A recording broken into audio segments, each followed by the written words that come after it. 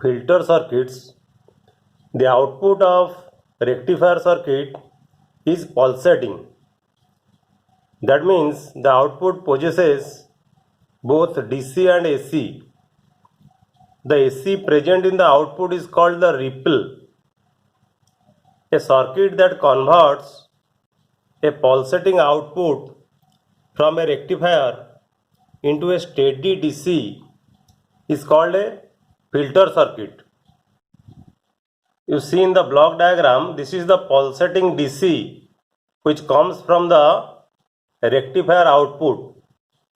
When the pulsating DC is given to the filter circuit, in the output we get steady DC. So if you plot a graph taking time and along x-axis and the output voltage along y-axis, then the graph will be steady or linear. There are four popular filter circuits.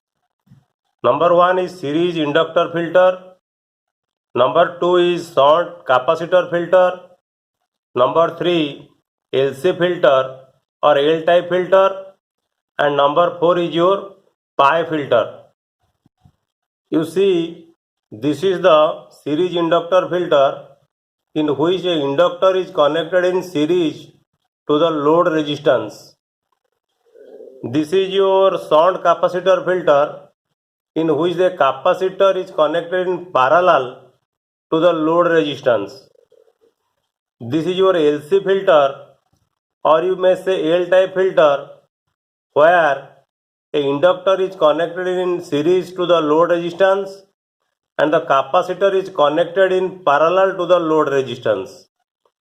And this is the pi-type filter, where a capacitor is connected to a LC filter in parallel, and both filters, C-type filter and LC filter, are connected in parallel to the load resistance RL. Let us first discuss about the series inductor filter. In series inductor filter, the inductor is connected in series to the load resistance and the filter circuit is connected to the rectifier output. In series inductor filter, an inductor, also called a choke, is inserted between the rectifier and the load.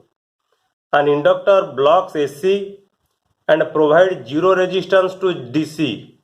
So DC can pass through the inductor, but AC is blocked by the inductor. Thus the ripple component will be eliminated. Phi an AC is blocked by an inductor. When AC passes through the inductor, the change in current in the AC induces a voltage in the inductor by producing a magnetic field. We know alternating current varies from minimum to maximum through zero. So when AC passes through the inductor, due to the change in current or variation of current, a magnetic field is induced. It is in accordance with the law of electromagnetic induction.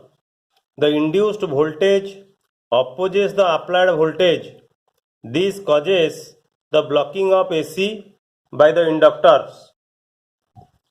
The reactance of the inductor XL is equal to omega L, or that is equal to twice pi FL, where omega is the angular frequency of the input signal and F is the linear frequency of the input signal and L is the inductance of the inductor and Xc is called the reactance. The reactance of the inductor depends on the value of L. So keeping the frequency of AC voltage constant, if we choose the value of L which is much higher than RL or load resistance, then AC component of the rectifier output voltage appear mainly across the inductor, or it will be blocked by the inductor. The DC component is passed through the inductor without much loss if the resistance of the inductor for direct current is small. The inductor filter thus reduces the fluctuation of the voltage across RL. You see in this figure, we have taken omega t along x-axis and the current, the output current along y-axis. When L is equal to 0, that means there is no inductor. This is the pulsating current. When L is not equal to 0, you will get the current like this. So you see, this amounts of ripple has been eliminated due to the inductor. In the absence of filtering, the load current is shown by the dashed line, and the solid line, this line, shows the variation of load current with time with inductor filter. Now we will discuss about the ripple factor. What is the amount of ripple when the inductor is connected? When there is no inductor or in the absence of filtering, the load current using Fourier analysis and neglecting higher order terms will be equal to I, that is equal to 2Im pi minus 4Im 3 pi, 4Im divided by 3 pi into cos 2 omega t. The first term in this expression, this will give you the DC current or IDC, DC value of the input current. The second term corresponds to the fluctuating component of the current. This term 4Im by 3 pi into cos 2 omega t, the second term corresponds to the fluctuating component of the current. If you neglect the diode resistance or the resistance of the diode, then IDC is equal to 2 by pi into Vm divided by RL, because the maximum value of current Im is equal to Vm divided by RL,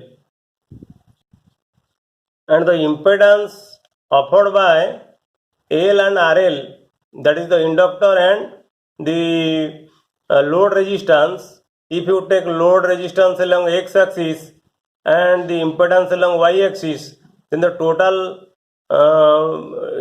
omega L along y-axis, then the impedance Z will be equal to RL square plus 2 omega L square root. Here the term 2 in omega L comes because in full wave rectifier, the frequency of the output voltage at RL is twice that of the supply frequency. So now the fluctuating component of the current will be equal to 4Im divided by 3 pi cos 2 omega t. 4 by 3 pi, instead of Im we may write Vm by Z, then cos 2 omega t minus theta. Here you add the angle theta, that is the phase angle by which the current lags the voltage. That is why we here taken angle theta. Hence fluctuating component of the current will be equal to, let us say, I dash, that is equal to 4 by 3 pi, and for Vm you write here Vm, and then for instead of Z you write RL square plus 4 omega square L square cos 2 omega t in minus theta. Then the RMS value of the fluctuating current will be equal to 1 by root 2 times the maximum value. So 1 by root 2 times into this, and ripple factor is equal to I dash RMS divided by IDC. And if you substitute the value of I dash RMS and IDC, you will get gamma, that is the ripple factor, will be equal to root 2 divided by 3 into 1 divided by 1 plus 4 omega square L square divided by RL square root. Okay. If we take 4 omega square L square very greater than RL square, then the ripple factor for the series inductor filter will be equal to 1 by 3 root 2 into RL divided by L. Hence the ripple factor decreases. From this expression you can see that the ripple factor decreases with decreasing the load resistance and increasing the value of the inductance of the inductor. The inductor filter is convenient for small load resistance. That is, large load current. So if you have circuits having small load resistance and large load current, then you use inductor filter. Then we will discuss about shunt capacitor filter. A capacitor with suitable capacitance C connected in parallel with the load resistance RL constitute a shunt capacitor filter. So this is the circuit diagram for a shunt capacitor filter. You connect a capacitor in parallel to the load resistance and the filter circuit is connected to the rectifier output. We know the capacitor block DC and allow AC to pass through it. Since the load is connected in parallel, the DC voltage drop across the capacitor is equal to the voltage drop across the load. Let us now discuss how capacitor works in filtering, or the role of capacitor in filtering. We have plotted a graph taking time along x-axis and diode current along y-axis, and this is the diode voltage along y-axis and this is the time in the x-axis. So now you consider, suppose at time t1, this is time t1 and this is time t2. Suppose at time t1 the capacitor starts charging. So this is the point of charging of the capacitor and continues to up to time t2. The charging time is from t1 to t2. So the capacitor charges from A to B. Okay. So when the input voltage at B, the input voltage is maximum. This is shown by the solid curve AB. This is the charging is shown by the solid curve AB. During this interval, the diode current will decrease. During this interval T1 to T2, you see the diode current is decreasing and the voltage inside the capacitor is increasing. It is from A to B. From T2 to T3, the diode stops conducting. From T2 to T3, there is no current in the diode, so diode current stops. Because of the diode is reverse bias, so the current stops. The discharge time of the capacitor depends upon the time constant. We know the time constant T is equal to the product of C and RL. That is the C is the capacitance of the capacitor and RL is the resistance of the load resistance, or the resistance of the load. Since RL is large than C, okay, the time constant for the capacitor is more. Basically we choose the time constant of the capacitor is large as compared to the reverse bias time. So in between T2 and T3, the output voltage waveform is represented by the curve BD. You see in the figure, the output of the voltage from the discharge of the capacitor is represented by BD. Okay. So in between T2 and T3, there is no current from the capacitor, and this is the discharge time, and this discharge time the rate of discharge from the capacitor is very slow. So you will get this point. Then the capacitor starts charging. It is the forward bias starts from T3. So the capacitor starts charging from D and it charges up to E. And this is your from T2, T4 to let us say T5. This is the discharge time. And during this time, there is no current through the capacitor because it is reverse bias. And due to this large time of the capacitor discharge or more value of the time constant, the capacitor start discharging from this point to this point. So this amount of ripple will be eliminated. You see, this amount of ripple will be eliminated. This is the ripple.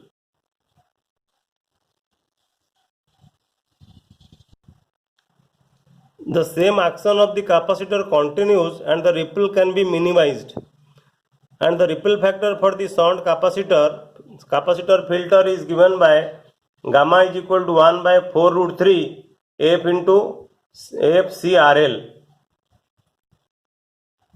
You see, for small load current, the capacitor filter is preferred. For large load current, it has high ripple, hence for large current it is not preferred.